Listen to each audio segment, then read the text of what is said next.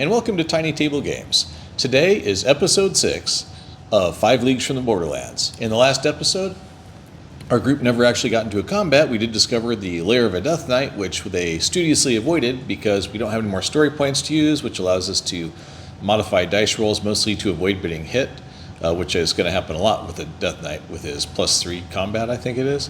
Yikes. Worse than the Golem. But we do have a lot of chores to do, which doesn't sound exciting, but it's an adventure game. So we'll be moving around from town to town, finally delivering a letter down to the Fort Crane. There we go. Delivering a letter down to Fort Crane, as well as doing a exploration contract for hitting up a couple of unexplored areas and making our way kind of in a big circle. So that's the plan. Thanks for watching. Okay, in the last episode we left off after prepping for the day. So the only thing we have to do next is go from the caravan down to 18, explore that location, and then down to 2 to return that letter. And then probably over at Applewood, but if not, maybe someplace else. But remember, the exploration quest says, oh, return to where you got the quest from, but that's a Death Knight's lair. We're not doing that. That makes no sense. That said, we go from 1 down to 18, which is our nice unexplored location that we need to do for the map. We haven't scouted or anything, so first we have to do the travel roll, which is a D100. So let's see how it goes. 77. Let's see. Miserable weather. Huh, that's a new one. The weather is terrible and slows your travels. Make a 9+ traveling test. If you pass, you arrive at your destination as expected. If you fail, you cannot travel further this campaign turn and are forced to camp. Next campaign turn, you must make a new travel roll. I see. So basically, it's just trying to stall you out. Well, that's how it goes. Traveling. Does anybody have the traveling skill? Well, that is an excellent question to ask. And the answer is not on that page or that page. Scouting, wilderness, crafting, alchemy, speech, traveling. Claus has a +1 to traveling. And that would be the head of Neo. Neo, get down. Say hi to the peeps. Hey, peeps. All right, now get down. +1 on the traveling roll, and the travel roll is a 9+, so 8+ to succeed. He doesn't quite get there, so we're stalled out, and we have to camp for one more night. That doesn't really affect anything, outside of we basically just have to make another travel roll and another news check, because we just fast forward to the end of the day because there's nothing else to do. News table at the end of the day. 57. Always on the next page. Another letter needs delivering. All right. Once again, roll randomly to determine which settlement it is in, and the second settlement you need to deliver it to. Once you deliver it, you gain a gold mark and an adventure point. That's different from the previous version of this because I got the previous one as a quest from the friend, which is why we pick up a story point for it. Okay, so as usual, the little towns are circled. So 1, 2, 3, 4, or 9. So we'll call 9 number 5. So the letter originates in 5, which is 9, which is the snobby town of Wheat Ridge. And we have to deliver it from Wheat Ridge to 3, which is Glasswater. Man, you think they could just walk it there themselves, but all right, that's an easy way to pick up some money and adventure points. So it's now the start of the next day, and we're camping, so we got to do the prep phase before we can make our way towards location 18, the unexplored area. So what happens in camp today? 99 is what happens in camp today. That always seems exciting or nerve-wracking when it's one that high. The enemy is tracking you. You are unable to attempt any adventure milestones this campaign turn. Oh, you can't even see that. There you go. However, if you fight a threat battle this turn, you get +2 adventuring points. Oh, interesting. Well, the threat means one of the three big bad organizations that we've got rolled up for the game. Probably not going to do that, but at least it doesn't slow us down. And we didn't really have enough adventure points to make another adventure check that I would feel comfortable with. So that's kind of a non-plus for us. But I mean, it makes sense that they would be tracking us anyway after kicking over their hideout the other day. Okay, now we get to the hard times where we pay everybody. But as usual, I will just use one of the campaign actions of living off the land to not have to pay everybody, and everybody just eats what they find. Beyond that, yeah, there's not too much I'm interested in doing. I guess if we scout, that would make sense. There's no downside if you don't make the scouting roll, but if you do make the scouting roll, you don't have to make another travel roll, so that would make sense to do. So we will scout our way to 18. Again, using, let's say, Wolf, as he has a +1 to scouting. Let's see, and the scouting roll normally requires a 9+, so 8+ for Wolf to get us scouting so we don't have to make another travel roll. He does not do it. Thanks, buddy. Ah, well, what are you gonna do? So the scouting failed. And our action for the day is just to try to move on to section 18, or rather location 18. Section 18 is a whole different game, I suppose. So on the travel roll again, let me get over to that page.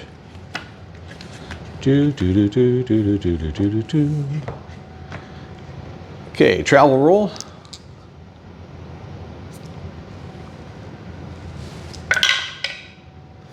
That's 33.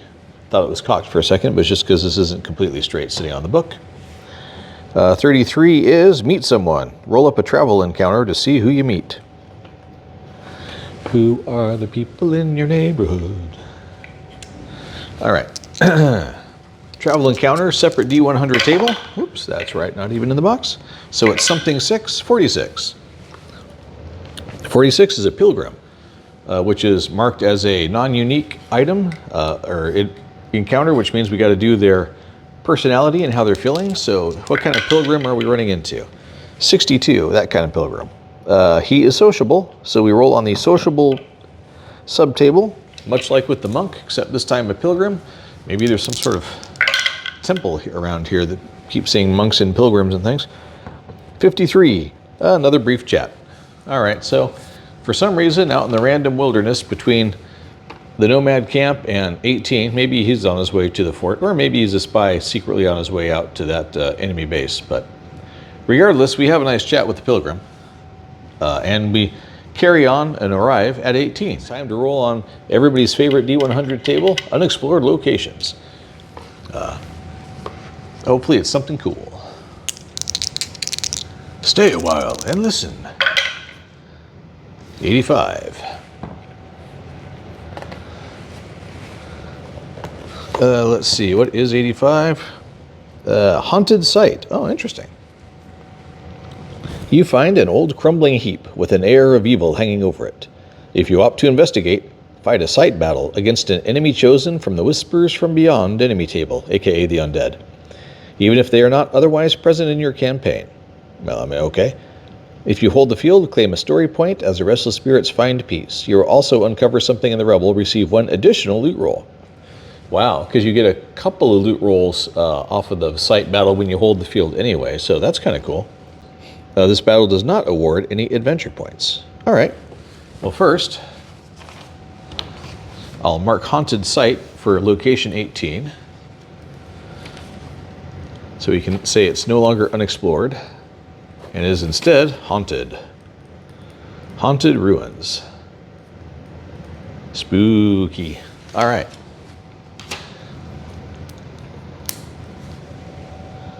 Of course we're going to investigate and fight a site battle against the undead. I mean, who doesn't want to do that? It's a good warm-up for the Death Knight, right? Right.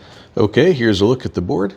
Because this is a site battle, that means it's dungeon tiles again. The group is starting from out here on this little, made a little piece of cardboard that looks like a little piece of road, just so it's easier to tell where the entry is, so it's visually very distinct from everything else.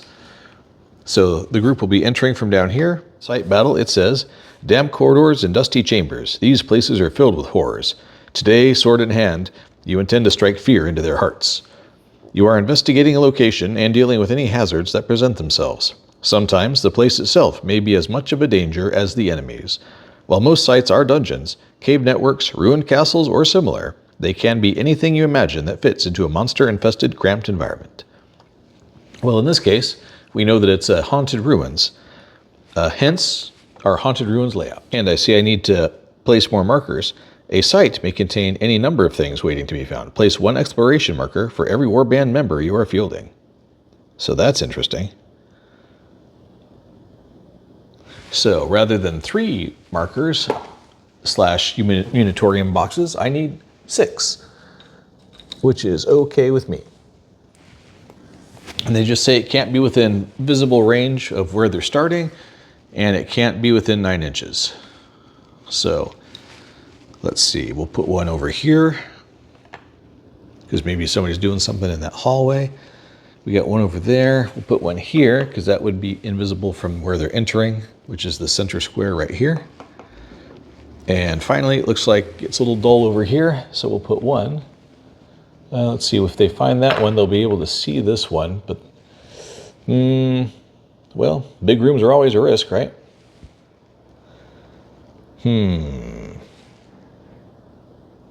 Yeah, here. I like it. And we'll just shift this one further down. Does that work? I think that works. Should be interesting. If things go well, that could be a real nice run of stuff. If things go poorly and it's monsters and traps, that's going to go less well. But we'll see. As you might expect, good old George St. Clair will be the explorer and check everything out with his heavy mace and shield and decent armor and good battle tactics, hopefully, and lead the way in. So, the first move, step 3, scouting ahead. One of the warband members should be selected to scout ahead. Before regular gameplay begins, select a warband member, George, and move them a single normal move, then roll a D100 and consult the table to see what the reaction is. Any foes added through this roll are unaware and act as sentries. So maybe nothing at all. All right, well, we'll move him in. I will measure it because those squares are 1.5 inches. And I don't want to mess it up in that regard. He has a standard move of 4 inches. And let's see. In your average D&D campaign, you come to a wide hallway. This one's what? If that's a 5-foot square, that guy's standing in. So you got a 20-foot wide hallway that's about 30 feet long. Put my DM hat on for a moment. The hallway is 30 feet wide and approximately 40 feet long, fading off into the distance beyond your torchlight. There's a passage to the left that appears to be 15 feet wide, but also fades into darkness. No light is revealed anywhere. See, would the adventurer George head straight down the deep hallway or hang to the left? Moving forward cautiously, George advances into the wide hallway's darkness. Okay, George, let's see what your caution gets you.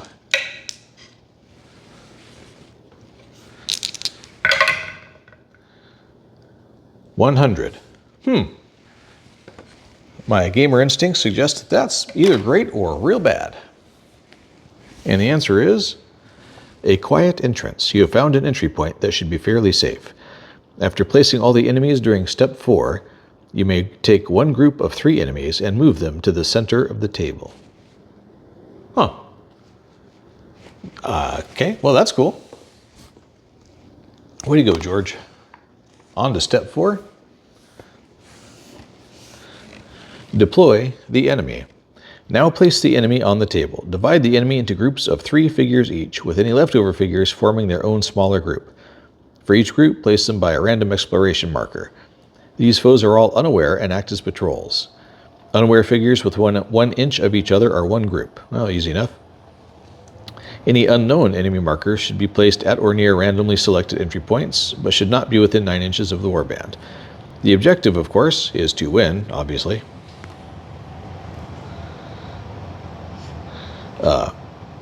Is to explore the location. The warband counts as achieving their objective if they clear at least 3 exploration markers and may then retreat off the table. Each character that retreats from the table before the warband clears 3 exploration markers must roll on the Flight in the Dark table, aka run away. Sight battles are fought in tight conditions. All base movements rates are reduced by 1 inch. Whoops. Well, it was before battle started, so. Except for enemies with crawling traits. No ranged attacks may be made at a distance exceeding 8 inches. If an unaware figure finds themselves in any of the following situations at any point, they immediately become aware, aka the sentries notice you. If you're within 8 inches and line of sight, within 2 inches of an aware figure in sight, within 6 inches of a melee, and within 2 inches of an exploration marker that has already been explored. They remain aware for the rest of the battle. Well, yeah, that makes sense. Let's see, you got a roll on the exploration markers, and it's nothing good. Hazard, obstacle, item, something hidden, trap, guarded stash. Okay, so it could be something good. So they're worth looking for, but it could be good or bad. Interesting. Interesting. Boy, this is a long one too. All right. So one thing that puzzles me is back on that descriptor of things to do. It said go fight a sight battle, which this is, and try to hold the field, which doesn't make sense with these sight battle mechanics. Okay, so it does say, in fact, if you hold the field, but in this, it kind of doesn't really apply to scenario sight battle, since success is, winning, I guess. So I guess if the wipe everybody out, that counts as holding the field, right? We don't rack up extra experience just for killing extra bad guys. You rack up 1 adventure point for getting, or 1 experience point for just surviving the battle. How far to go? I am unsure, but that's all hypothetical. For now, let's just get our enemies set up according to step 4. The last thing, of course, we need to do is roll on the Whispers from Beyond the Grave enemy table and see which versions we're fighting here. 24. Well, that works out quite nicely. The Roaming Dead. Let's see. They'll be equal to the Warband plus 4, so there'll be 10 of them. They have the Swarming trait. Also Undead and Unknown Enemy. Every time a Warband member becomes a casualty, place another Roaming Dead on a random battlefield. So they haven't been placed yet, but here are the skeleton enemies, which you may recognize are actually old Tomb King miniatures from Games Workshop and one of my all-time favorite Warhammer Fantasy armies. But regardless, man, those guys are cool looking, aren't they?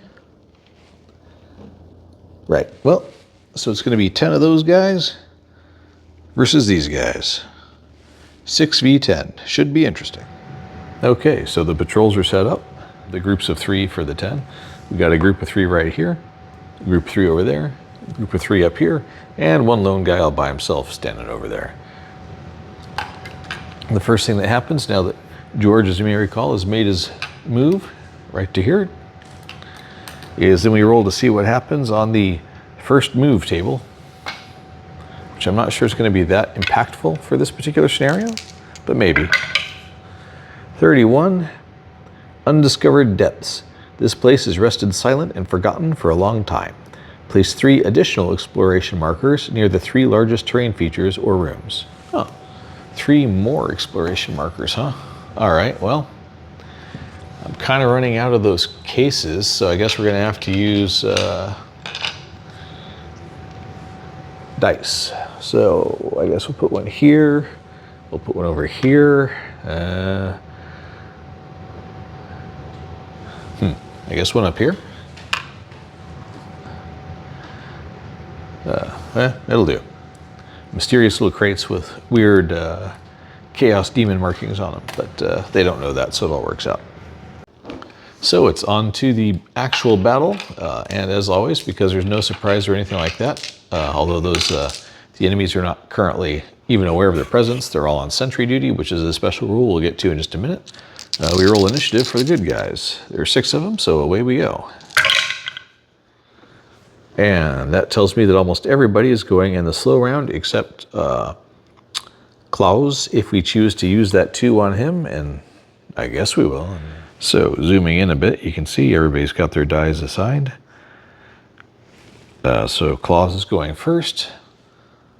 He has the same 4-inch speed as pretty much everybody else. And looking around, if he heads straight in, since looking at least 3 of those locations are the trick, the possible loots, maybe traps things. It looks like, well, we got 3 of them over here, and 3 of them right there. So overall, it seems like pulling to the left here is probably going to be the thing to do. So getting that underway, Klaus making his, or Claus as I call him, his 4-inch move. He's just going to come up here and zip around the corner.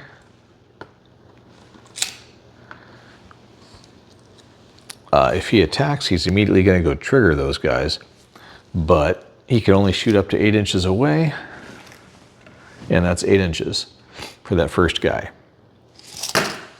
So that's going to trigger them out of guard mode and into opponent mode anyway, because he's immediately revealed. That won't signal everybody else in the dungeon. However, it's not like EverQuest or something where you train the whole stinking town if you happen to show up. All right, well, he might as well go ahead and take a shot at him, because those guys are going to wake up and immediately start attacking anyway. So Klaus is going to shoot at the first spearman right there. Because he's more than 6 inches away, he only hits on a 5+, but that does it. And the skeleton has no armor, it's just toughness, so if he rolls a 5, he's wounded, and if he rolls a 6 again, he's automatically out. Or you could just ignore it and have, well, he's still wounded and stunned. Okay, that done, it's now the monster's turn to go. Because of the tight quarters, yada yada, they can only move 2 inches instead of their mighty 3. So they will be creeping along here, the wounded guy. And their directives are pretty clear. Head towards the nearest interloper in their cavern/old mansion and eliminate them. So there's that.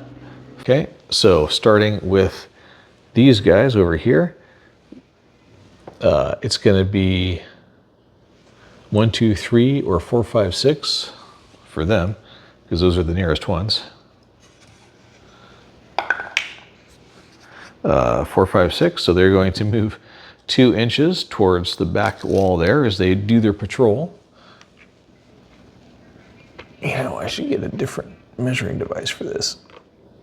Okay, so having had a slight camera glitch, but yes, all the skeletons are now moved their 2 inches towards their next objective. Now, George can move his mighty 3 inches up here, so he's going to try and get to this one without triggering those guys up there, because he's still not in sight at the moment and still just outside of 8 inches.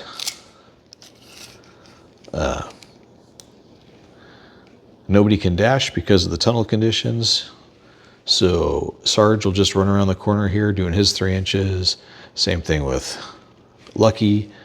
Wolf has his crossbow, but he can't shoot at him because he has to use his full movement of quote-unquote 3 inches, full movement, to get within 8 inches of the bad guys. And you can only move half your movement if you have that background and shoot a crossbow, otherwise you can't move at all. And finally, Ivan is going to do the same thing. So pretty unexciting round. That's the bottom. There's no ongoing effects, no morale issues to be concerned with, and so we're right on to the top of the next round and initiative again. Well, that's kind of cool. All right, we will give George a 1 so he can get around that corner before something bad happens. We will give Wolf a 1 so he can use his crossbow, and everybody else is going second.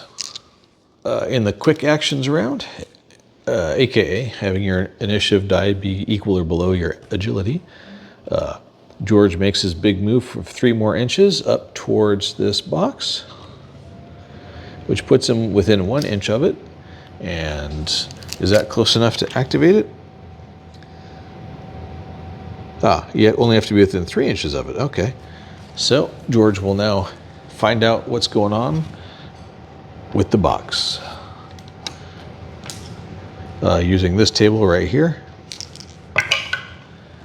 He gets an 80, and 80 is a guarded stash. Why don't I feel that's great? Let's see. You see something glinting in the dark. You have found valuables, but they are also well defended. Place a marker at the most distant point on the table the character can draw a line of sight to. At the moment, that would be right. Let's see. Well, you can only see 8 inches thanks to the dungeon. So pretty much just right over here where it is already.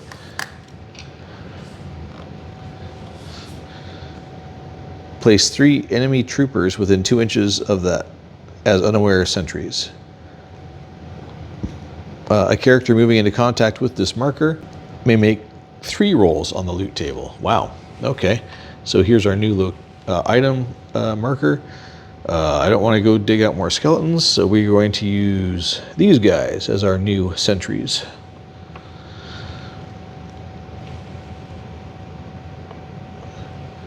They are unaware right now, but they're within 2 inches of aware ones, so they're going to trigger as soon as their turn comes up. So bad luck for George there.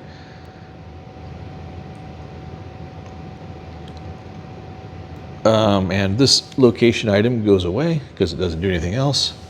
So I guess I can replace it with one of these die ones because it doesn't matter. Okay, so that's 1 discovered.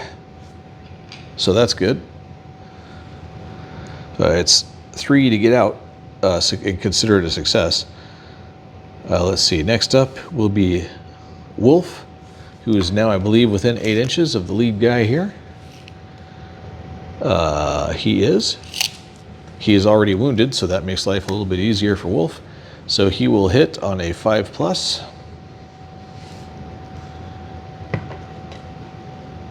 Get these D10s out. That is not a 5+. And Wolf runs out of ammo. Well, that's it for the early round. Now it's time for the monsters. They have no ranged. The closest guy from that group is now George, so they're going to shift directions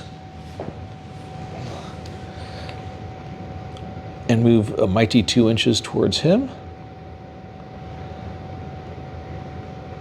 And here comes round 2, because they will automatically wake up because they're within 2 inches of a aware sentry.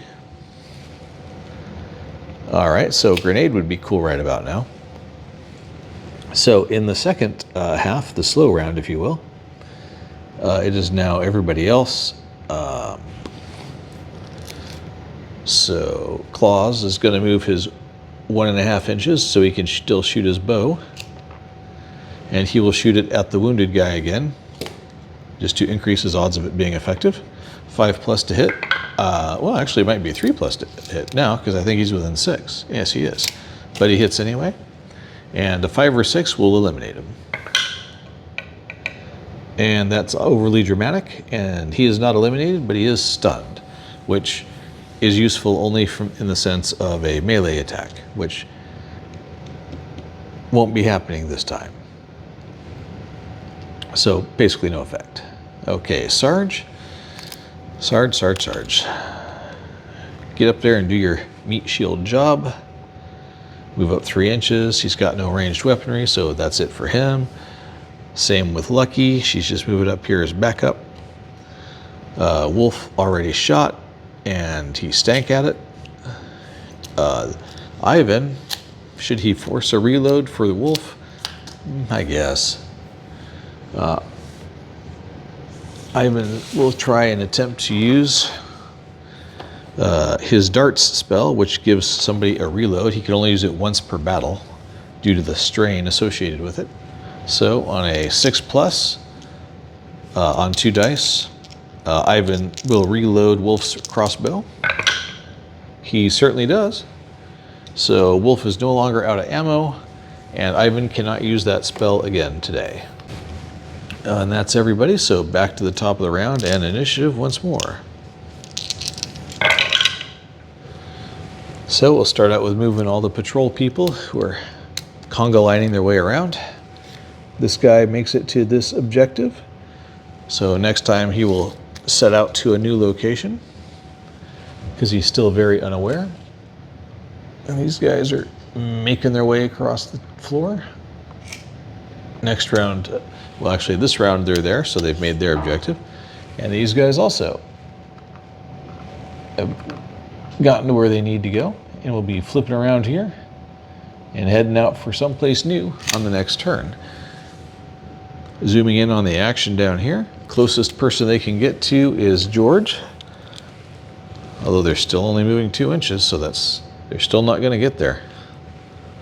So 2 inches up, 2 inches up. Sarge is now closest to this guy, so he can actually get to Sarge. This guy will divert this way.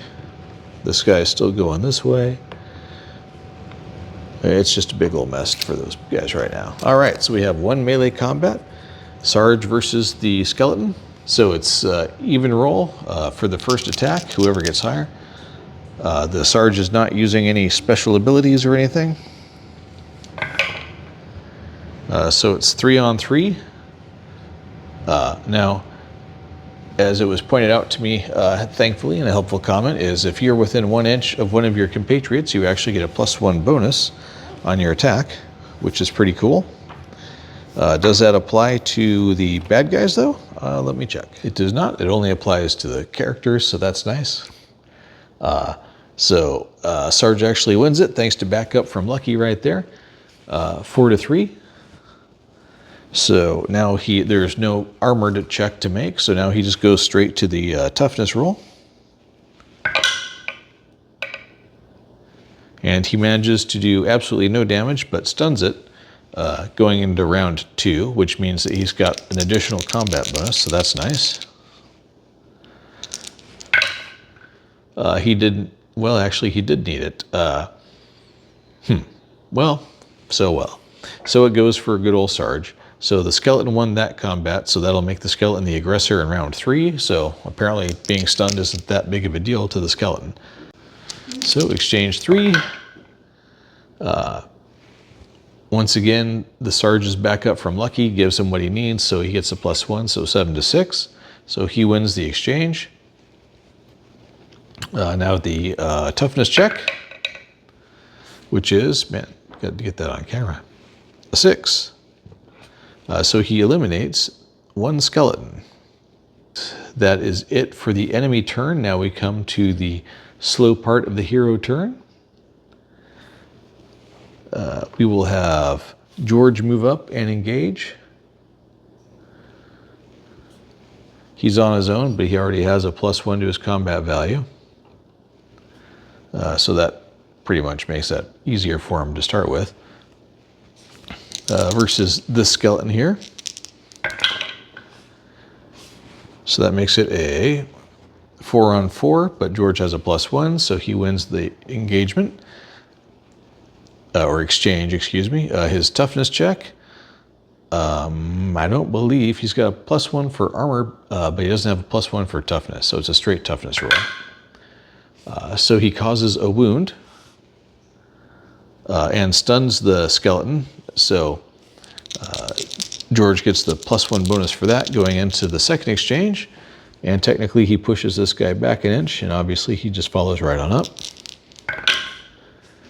6-1, he wins this exchange. And the toughness roll eliminates him. Good job, George. Okay, the Sarge will now move forward and continue to earn his keep and engage this guy who's a skeleton by another name. So it's even Steven. 4-2, so Sarge wins the first exchange. Roll his toughness check. 6, eliminates him in 1 blow. Apparently Sarge didn't need the backup. Lucky, I suppose, will go now. There's nothing left in range for her to move to, but she'll just scurry along here and try to keep up. Similarly, Wolf has nothing to shoot at now because of the angle. And same story with Ivan. So they just all hurry up and get around the corner. And that will end that turn. Okay, so back to the initiatives. So far, things are looking okay for the team. 3, 6.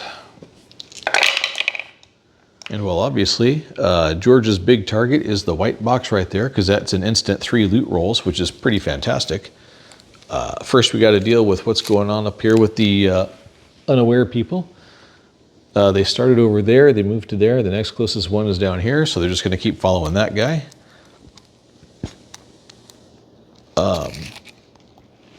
These guys started here, so they're going to go over there, because that's the next nearest one. And this guy is going to go to this one, because it's the next nearest one. So they're all just trotting right along, going down with their day. The early rounds, so George is going to attack this skeleton right here, because he's basically in base-to-base contact with him already. And as always, George has his +1 versus the +0 of the skeleton.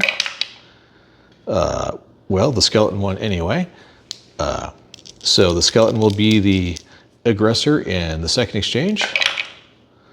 But George fends that off. So into the third exchange, George is again the aggressor. And it pays off this time. And toughness / wound check. 3. He wounds him. Well, that's good. But that's the end of the combat. That's interesting. The skeleton has nowhere to go. Let me check on the rules on what happens when it's the end of the round you're supposed to back up and you can't. Which is, if the defender is unable to retreat, they remain in place, become stunned, and another exchange is fought, even if it extends the number of exchanges beyond 3. So they just keep going, basically. So the skeleton is stunned, which gives George a +2 overall, which is really dominant. And the skeleton's already wounded once. So George wins that, and he just needs a 5 or a 6 to finish off the skeleton. And that's 4. So he doesn't get... Oh, well, actually, the 4 will do it too, because anything will wound other than a 1 on the toughness check. I always forget that. If you exceed the toughness, it eliminates them outright. So that takes care of yet another skeleton. And that ends George's turn, and we'll add to his tally of things he has slain. And now it is, we'll say, Wolf's turn. So he's going to slide to the left. And he's within 6 inches of this guy right here, so he's going to take a crossbow shot on a 3+. He hits. Crossbows have a +1 to armor penetration, which is completely irrelevant. He does not hit, however, so it doesn't really matter. But at least he didn't run out of ammo on the first try. And now we will do the last of the early rounds, which is Claws, who will take a shot at this guy also. I don't think he is within 6, but let me double check. Yep, he is. So he hits on a 3+. Gets it. No bonuses of any kind for his fine bow. It's just +0/+0, so it's a straight roll. 5 to wound, 6 to eliminate. So he's wounded. And actually, honestly, 2 to 5 to wound and a 6 to eliminate. So this guy is now wounded. Good to know. I would mark it, but probably not necessary. And now we come to the enemy phase for these guys. So he's going to move into combat with George, and it's too hard for him to get to the other guy, so this guy's going to close into combat with Sarge over here. So starting with the combat with George and the unwounded skeleton, George has a +1, so that makes it 6 to 4, so George wins that. He's the defender, so now he'll be the aggressor in the second exchange, but he blew it entirely. So the skeleton is the aggressor in round 3, and he blew that entirely. All right, so that's that. And the skeleton backs up 1 inch, which is ironically half his normal movement in this situation. And we come down here to this fight between Sarge and the wounded skeleton. Sarge has a +1 because he's got backup right behind him. So 6 to 3. And a 5, well, anything but a 1 basically will eliminate this guy because he's already wounded. And that'll do it.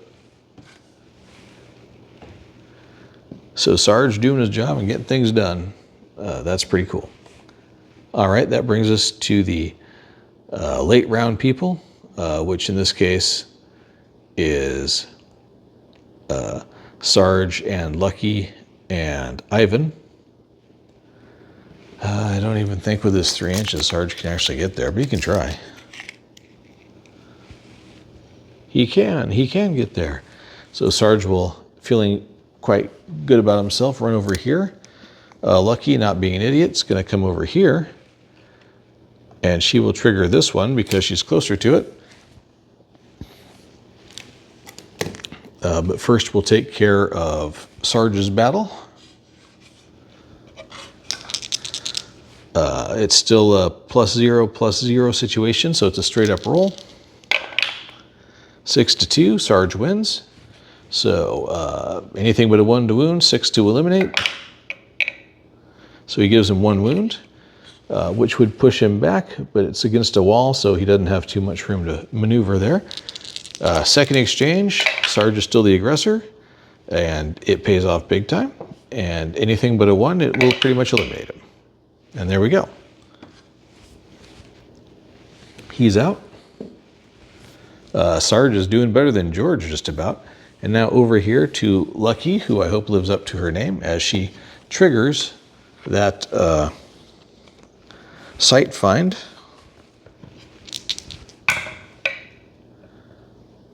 $12. 12 is an obstacle.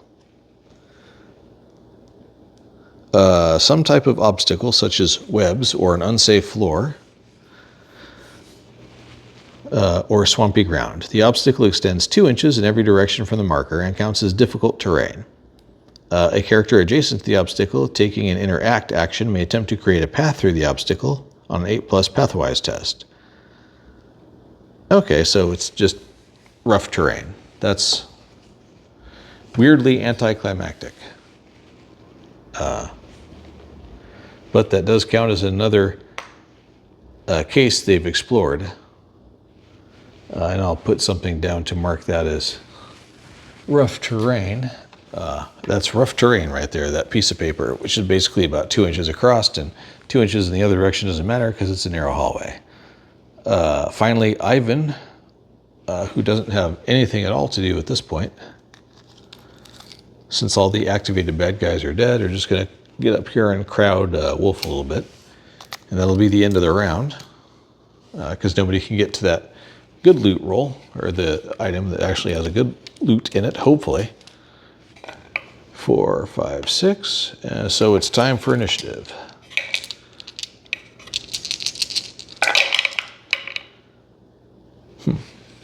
Not too bad once again. We will give... Well, Lucky's just about there, so we'll trigger her early, and Sarge, and everybody else will go late. She doesn't even have to move because she's within 3 inches of it, so she will activate this case, which is 3 loot rolls, which is pretty awesome. So roll number 1 on the loot table, which is this one.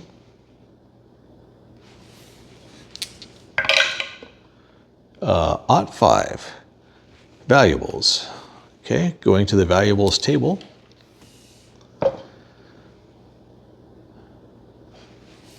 It is 96. And 96 is more tapestries. Just can't get enough of the tapestries in these dungeons, I guess. And it's a D6 in value. So these are 6 gold tapestries. All right, well, that's loot roll number 1.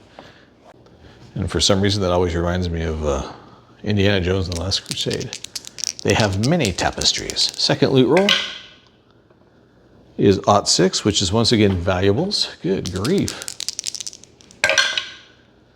And 21, which in this case is a bag of coins. So it's worth a D3 plus 1. Well, at least that's just straight up money. So that never sucks. So that is 2 plus 1, so 3 gold marks. And the final loot roll is 28, which is amazingly not valuable, since it is instead weapons. It would be really neat to roll enchanted item, but you got to get a 91 or above to get that. So instead we get regular roll weapons. And on the weapon chart, we just rolled a 25, which is another fine bow. Well, I guess I'll give that to Lucky. I mean, you know, she did pretty good with that crossbow, so we will give her 1 fine bow. So that was pretty darn productive, actually. Ended up making, what, like 9 gold, if you count the gold from the tapestries once that gets sold off. So Lucky's gone. Good job, Lucky. We're up to 3 containers looked through now, but we want to clear the board so we can get all the bonus points associated with this and get an extra loot roll, because why not? So let's see. Sarge is going to charge, I use the term loosely, for 3 whole inches up to here. He can't do anything else, but now he is within line of sight of these people. These skellies up here within 8 inches, so they're all going to trigger and come running right down that direction. And that's the last of the earlies. Now it's time for the skeletons, who are no longer on patrol, but instead are going to make their very, very fast 2-inch movements, because this guy gets alerted because everybody else within 1 inch of him is alerted. Dun dun dun dun dun dun dun.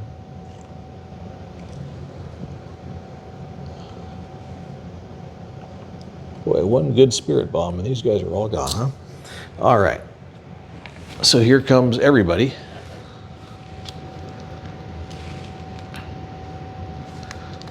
George is just going to circle around the corner. He also has a bow because we've picked up so many of them, but he's not using it at the moment because he likes to make his full movement to get into position. Let's see. Wolf is going to have to make his full movement because he can only shoot up to 8 inches away. So that's that. It's pretty much the same with all 3 of these guys. They use their full movement of 3 inches to try and get to within 8 of where these guys are gonna be. They're not quite there, Wolf is, but he had to use his full movement, so he can't do anything else. There's no upkeep effects, there's no morale issues to be worried about, so we're on to initiative again. So zooming in on the action a little bit, now that everybody's close enough to do so. 2 inches gets him almost to Sarge, 2 inches, and they just kind of follow along.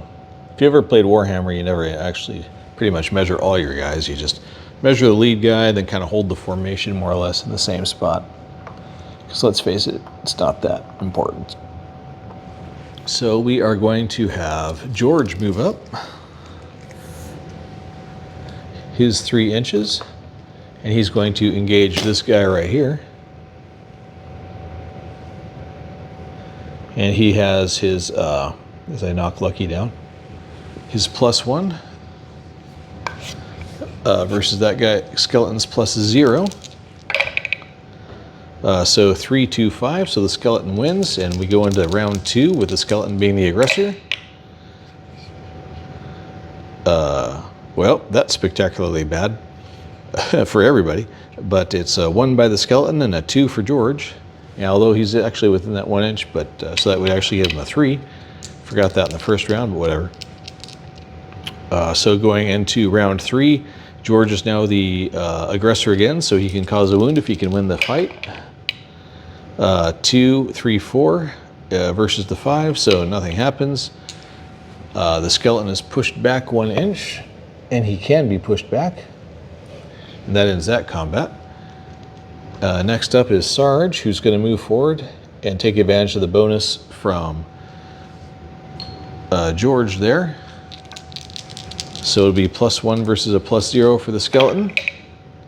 And Sarge did need it, so anything but a 1 to wound, a 6 to wipe him out right off the bat. So he wounds him.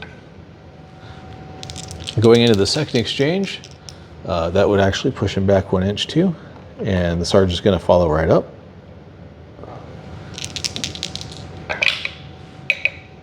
Uh, 5 to 5 is a tie, so that stops the combat. Oh, except actually, he can't retreat because he's backed up against all the other guys, so they're going to fight another round, like it or not.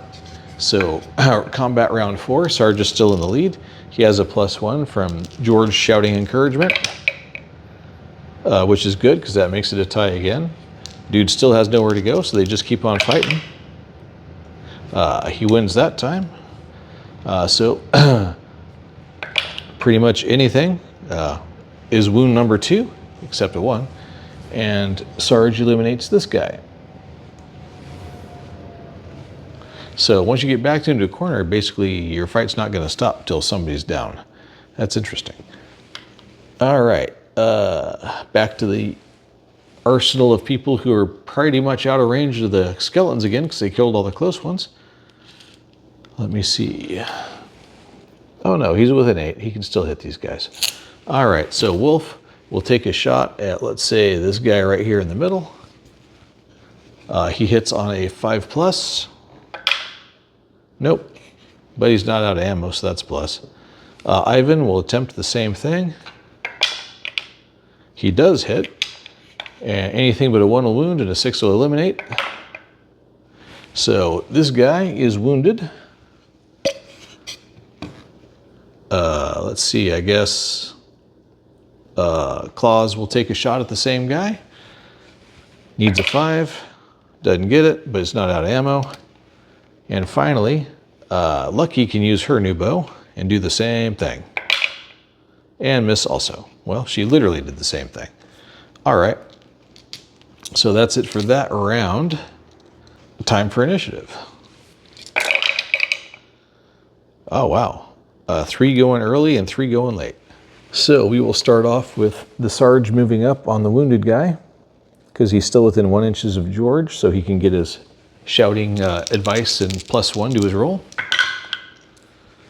So that makes it a 6 to 6, which draws and stops the combat and pushes this guy back 1 inch. So that was less spectacular than one would hope. George will follow up himself and take out the guy next to the one that Sarge was trying to do. George is at a +2 because he has Sarge encouraging him, plus he has a +1 combat skill. So that's a 4 to a 1. And then anything but a 1 to wound and a 6 to eliminate. Eliminates. Good job, George.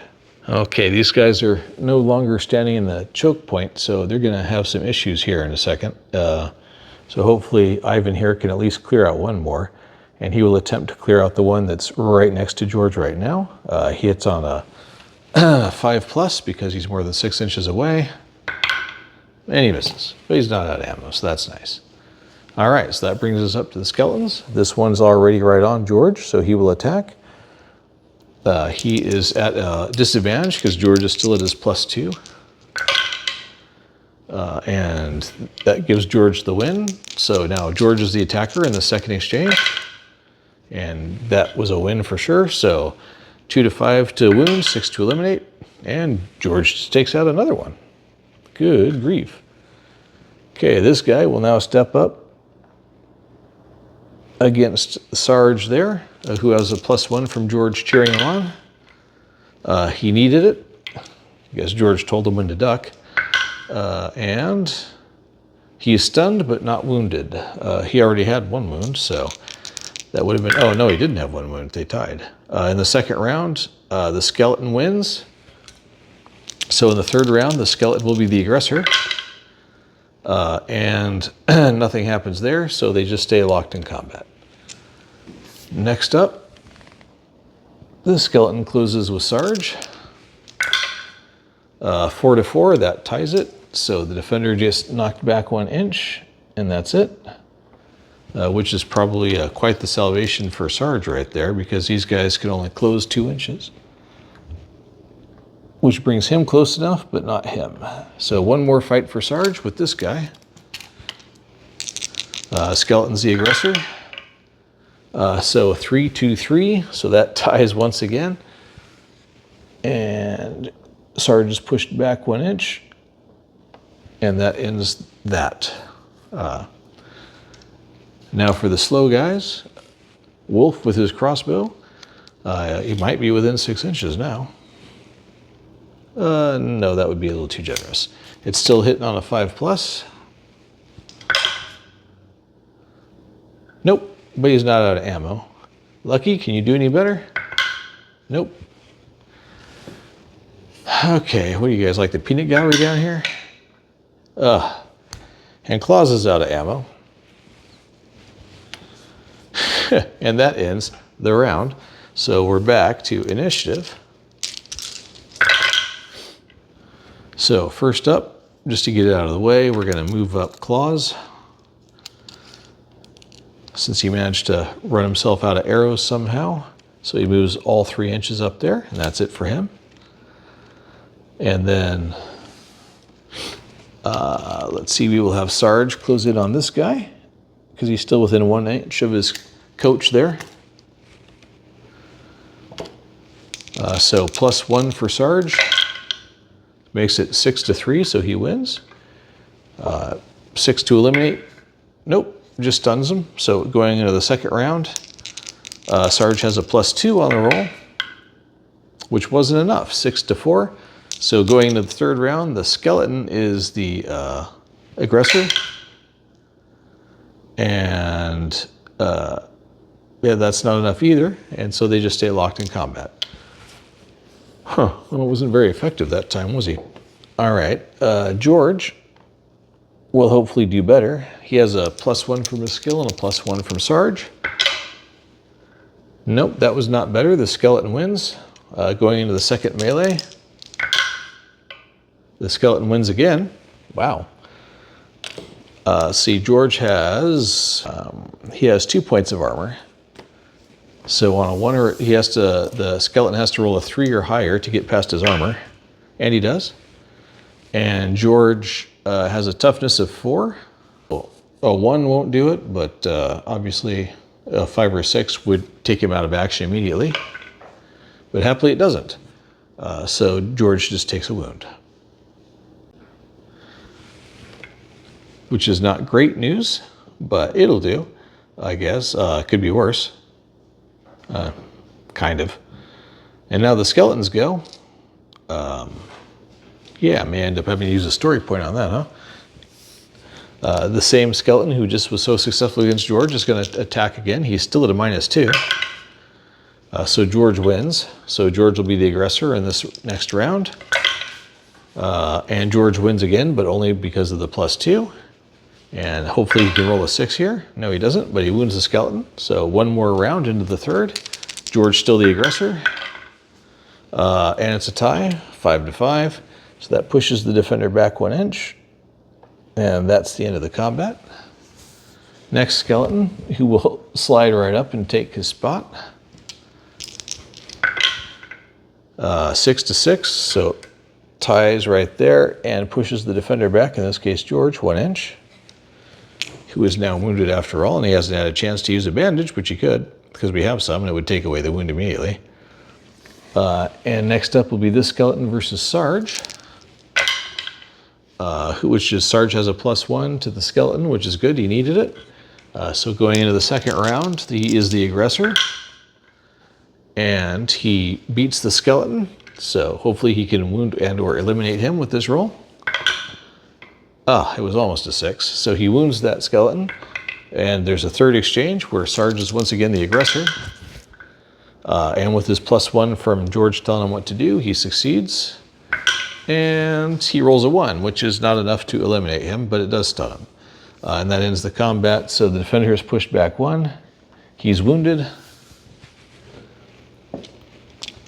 And that just leaves this guy, who will step up into the spot and attack Sarge. And unsuccessfully do so. So Sarge has the initiative on round 2, or is the aggressor, if you will. He succeeds. Can he roll a 6 to get rid of him? No, he cannot, but he wounds him. So going into the third round, Sarge is still the aggressor, but he loses. So he is pushed back 1 inch, and that is that. All right, so we got a bunch of wounded skeletons up there. So Wolf will scooch up just 1 inch so he can still actually do it and shoot. And is he within 6 of anybody? He's within 6 of that guy, so he'll take the shot. 3+ to hit. He certainly does.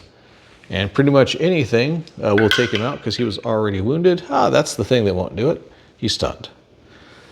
Great job, buddy. Ivan will do the same thing, shuffle up just a tiny bit and take a shot at this guy. 3+ to hit. Nope, but he's not out of ammo. And finally, Lucky, who hopefully is actually lucky, will take her 5+ shot at that same guy. No, but they're really good at rolling 2s again and again and again. Isn't that interesting? Kind of. Top of the round / initiative again. Save George again.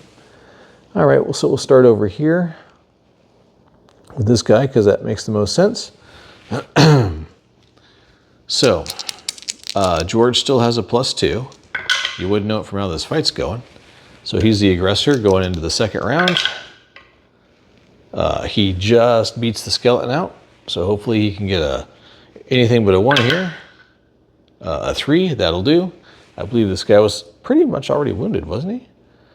Actually, I don't think he was. This is one of the ones that wasn't wounded. You usually don't need wound markers in this game, but there's so many bad guys at the moment. Third round, George wins again because of his +2. And anything but a 1, definitely. Oh, well, there you go. 1.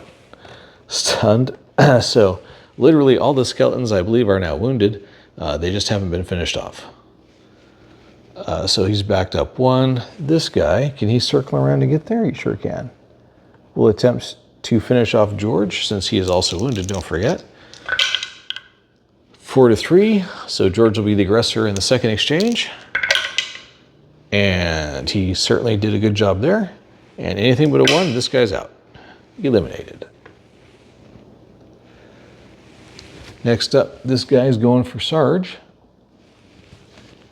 Sarge has a +1 thanks to George's encouragement, which makes it a tie, which pushes George back 1, and that ends the combat.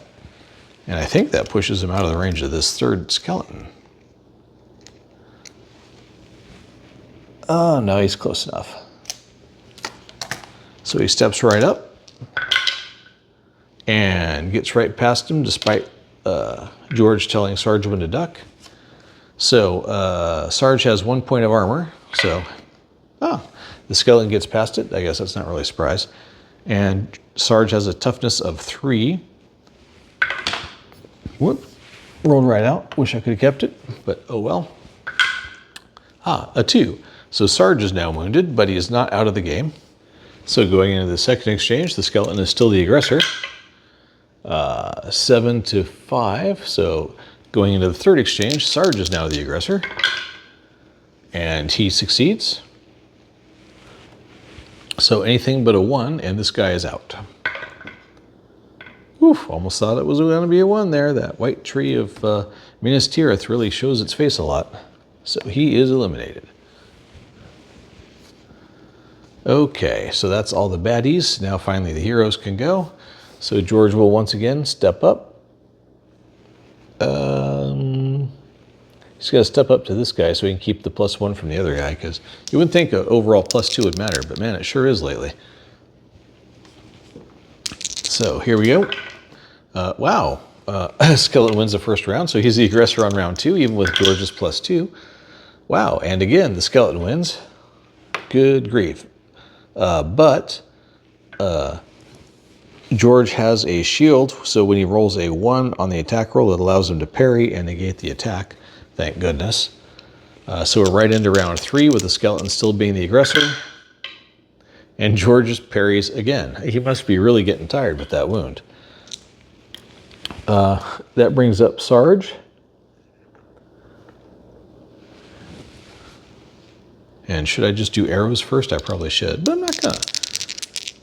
Sarge is the aggressor with his +1, but now it's turned on him, and the skeleton's the aggressor in round 2. And it's a tie. So Sarge is pushed back 1 inch, and that ends that. And now hopefully somebody can hit these skeletons. They should all be within 6 inches of this front guy by now. Everybody except Lucky. So we'll start with Claws. Oh, well, Claws can't. He's got to just move up and pretend he's doing something useful. So Wolf will shoot his crossbow at this guy. 3+. No problem there. And literally anything but a 1. Eliminated. Things are looking up. Can Ivan finish this fight off? He hits on a 5+. Nope, he can't. Okay, is Lucky even within range of the 8 inches of this other guy? Yes, she is, but not by much. Okay, 5+. She does it. Anything but a 1, Lucky. She does it. The enemy has been eliminated. All right. So they're all gone. The real question is, do we want to finish out and make all these loot rolls just to see what's there? And the answer is yes, we do. So who are we going to have do it? Well, first we're going to use a bandage to heal up the wound on Sarge and a bandage to heal up the wound on George. I realized I just pointed at the wrong people. So that uses both of our bandages because that's a action during your initiative. As I look for the there they are. No more bandages, but also no more wounds, which is good. So we will have everybody make their way around. We'll have Sarge check this one. We'll do it in pairs just in case. Have the fire base like this, just in case somebody pops out. We'll have Klaus do this one because what else can he do? He's not useful at the moment. Here, move the camera up. There we go. All right. So, George will do the what's in the box roll. And it is, man, I gotta put that in a better spot. Here, scoot this back. There. Oh, didn't see what it was, so I'll just re-roll it. 99.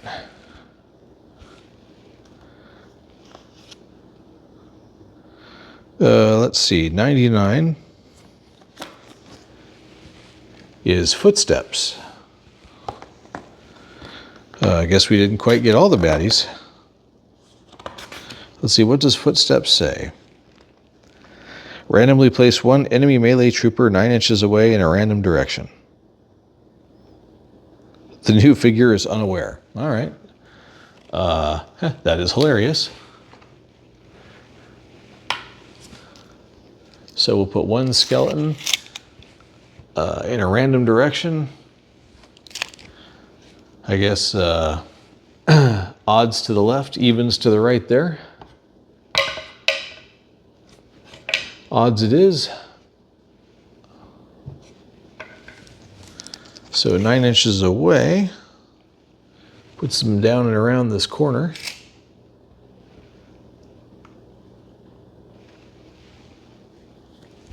So that's kind of funny. Next we'll have Sarge check his box out. And he rolled a 10. That is an environmental hazard. Okay. The hazard extends 3 inches in every direction. The character that revealed the marker has to make a 9+ test to avoid being affected. If they pass, move them back 1 inch. If they fail, they suffer the effects of the hazard. After the initial reveal, the enemy will not move into the area, while warband members must make an 8+ to move through it without taking damage. Any character affected takes a +1 armor penetration hit. Wow. Okay. So you can just make a unmodified, because he doesn't have that skill, test to get out of that environmental hazard. Wits 9+. So 9 or better there, Sarge. That's a 7. That's not enough. So he takes a +1 hit. So that negates his armor automatically. We roll straight onto the toughness check. And that is a 3, which is equal to his toughness. So happily he's not immediately taken out of the game, but he is wounded again. There's 4 more boxes to check out. There's 1 new guy. I'm not sure it's worth the environmental hazard wounds thing or a trap. I think we're going to call it there. Okay, now we're on to the resolution phase, and for once nobody got taken out of action, so we don't have any wound rolls. And additionally, because we pretty much wiped everything out, it's a hold the field. Oh, except there was that 1 guy left. So technically not a hold the field. We just left, so everybody gets 1 experience point. That brings George to 9 experience points, which is pretty nice. That's going to give him his next roll, I do believe, on this table. Yep, he gets another advancement roll. Claus does not get another advancement roll, but it does bring him up to 6.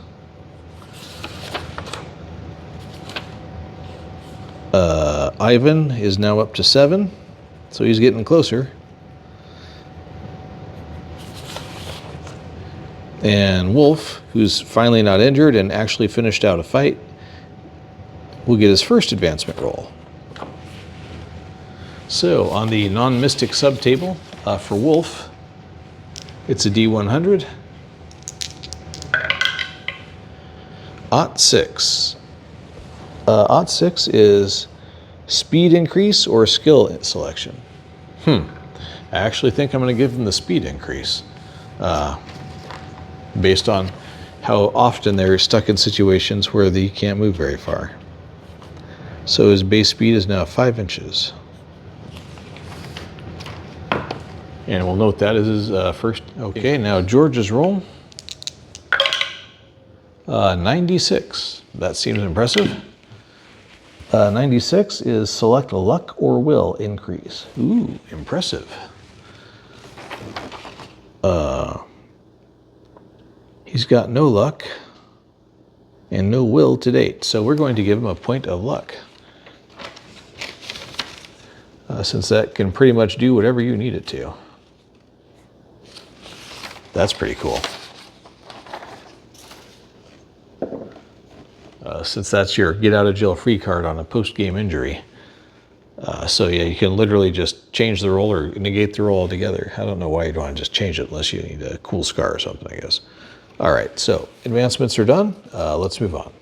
Okay, because we achieved our objective, we get a roll twice on the loot table this time, because once for achieving your objective and a second time because that's how the scenario said would play out if you collected 3 or more of those items. So roll number 1 is a 58, which is, I believe, tools. Well, that's different. Okay, I'm not sure that counts as a loot, but whatever. Flip over to wherever the tool table is. And that is a 68, excuse me, which is a scout's cloak. Well, that sounds interesting at least. Let's see what that is. Which is a non-magical item, which is a dark hooded cloak for clandestine work. When moving during the sneak up step of a raid scenario, rolls to spot this character at -2. And finally, 69 on the loot table, which is again tools. This is so weird.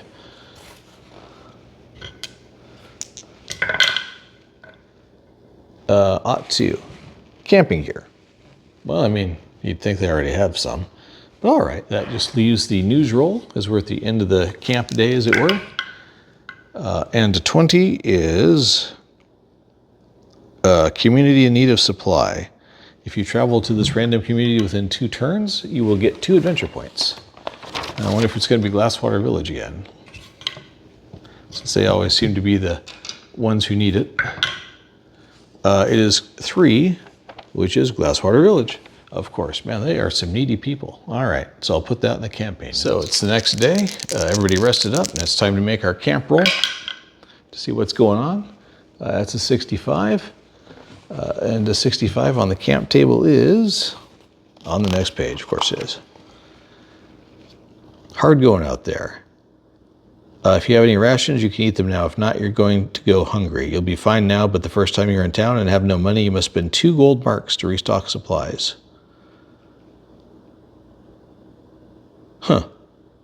Okay, so basically it's just a 2 gold tax when we get to town. Now it's the pay everybody.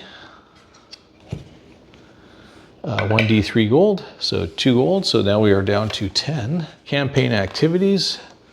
We will try scouting.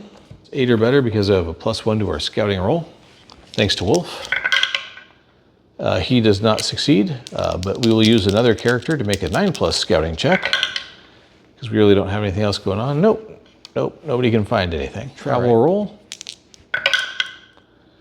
81. And 81 is miserable weather. Oh, you gotta be kidding me. Well, it seems like it's just a 9+ traveling test. So, because Claus has traveling, we need an 8+. We don't get it, so we're forced to camp again. Okay, so it goes. So end of day check, the news that is, because we fast forward right to all that because everything else just gets skipped. A 41 is someone important needs adventures, place a location in the wilderness. There are no features or scenarios here, but if you travel here within the next 2 turns, you receive a quest. Because I got to get down to here and then over to there. So you know what, I'm just going to let that one go. I'm not really worried about it. And that brings us, sadly, to the start of a new day, thanks to that bad weather. So we got to make another camp roll. 43. And a 43 is planning for tomorrow. You may select a location that you can reach in the adventuring stage without making a travel roll. Oh, well, that's nice. Hunting expedition. Might as well try that. So a 6+ wilderness check for hunting. Nope. But we'll try it again with George, who does not have that, so it's an 8+. And also nope. Man, they can't find anything, they can't hunt anything. It's amazing these guys get anywhere. But they did have that freebie from the planning ahead thing. So by hook or by crook, they finally make it down to Fort Crane. Bum, ba, ba. Which brings us to the end of the day. Resolution-wise, well, there's a little bit of resolution because they've reached Fort Crane. They've now delivered the letter, so that completes that letter delivery quest. So they pick up a story point. Right, +1 story point and +1 adventure point. So that's pretty nice. So that brings us up to 1 adventure point.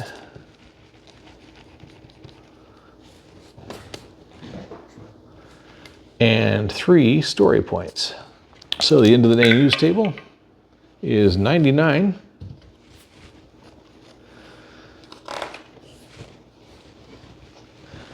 Enemy patrols are roaming. Select a threat type that isn't used in the campaign. Add a location in the wilderness where they are roaming. Media engagement, hold the field. So it's one of those, like that first one we had. All right. So we will say that location 20, I guess over here, will be the roaming undead again. So there you have the end of episode 6 of 5 Leagues from the Borderlands. The skeleton horde was successfully repelled. They explored that location. They made it to Fort Crane, delivered the letter. They still have to get over to the next town so they can finish the mapping quest, which is kind of funny. And then they need to get up to Glasswater Village and Wheat Ridge again so they can go deliver another letter. But first they need to stop at location 20 and take out another roving band of undead so they don't lose their adventure points from doing the other stuff. So they've got a lot ahead of them, lots more to come.